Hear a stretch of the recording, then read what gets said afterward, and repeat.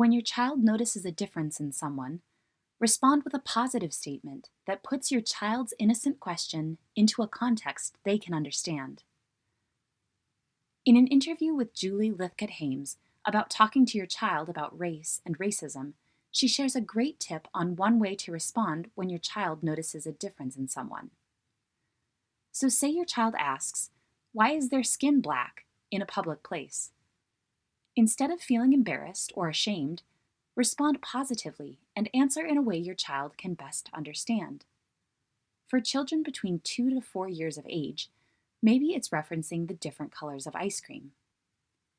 An example of a response she gave was, "Some people have the color of skin like chocolate ice cream, and some people have the color of skin like vanilla ice cream, and they're both wonderful." She goes on to say that you don't want your kid to be embarrassed that they noticed a difference. You want to help them see that differences do exist, but there's no value of one over the other. That's the harmful bias, that one set of these colors is better and one set is worse. That's the heavy lifting you are trying to do. You are trying to counteract that bias that is coming. To hear more from this amazing interview, click the link in the description box below.